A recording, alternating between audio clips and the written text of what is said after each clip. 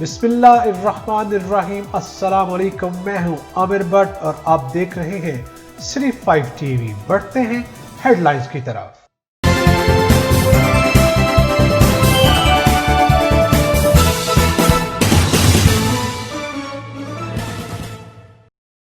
एक अफसोसनाक खबर शामिल करेंगे। थाना सदर तांदलावाला के नवाही गांव चक नंबर 397 गांव पे की, जहां पर पीर मुर्शिद का अपने अकीदतमंद घराने की कमसन मुलाजमा पर चोरी के शुबा में तशद्दुद का मामला सामने आया है।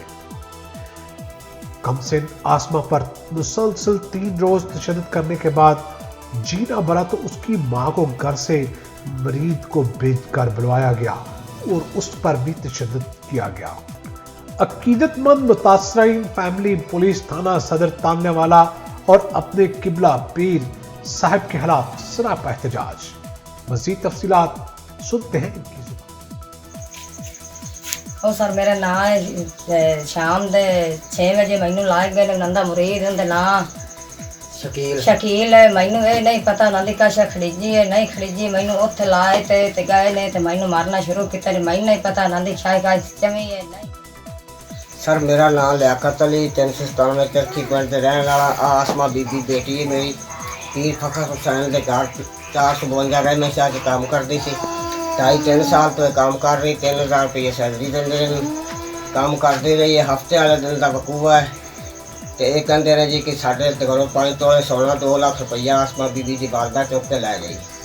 मैं तो ननकाने काम से गया, फिर 8 बजे उधरों काम तो वापस आया।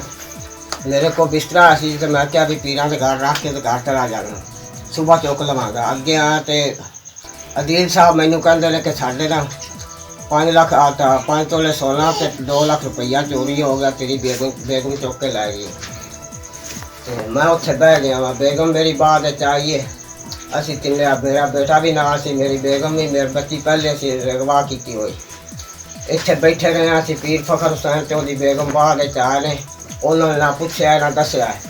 बेगम मेरी कुटन लग गए ने, बेटा मेरा तो मैं असी दोवें कोल बहते रहे। बाद फखर हुसैन भी कुटते रहे ने। बेटा मेरा हाथ चुकन लगा, मैं उन्होंने रोक दिता है कि बेटा एक इल्ज़ाम अगे अपने तो लगो है, अगर असी हाथी पक्खी पावे ना तो केस 12 हो जाना। असी गरीब आदमी हाँ, थाने वाले भी साड़ी कोई फखर उनका नाम है ते दूसरा तेरा उनका नाम है। पहले हत्था नाल मारते रहे, फिर उन्हें हैंगरा नाल मारते रहे, फिर तो वैपना नाल ते फिर तो दूसरा रस्सी पाई गल च मारन लगे। फिर मुँह च खून आ गया, उन्होंने पानी पौना तो फिर कमरे च बंद कर ले। सिर्फ 5 टीवी में फिलहाल इतना ही। मजीद खबरों के लिए देखते रहिए सिर्फ 5 टीवी। मत भूलिए हमारा पेज लाइक करना सिर्फ 5 टीवी। तब तक के लिए इजाजत दीजिए। अल्लाह के बाद।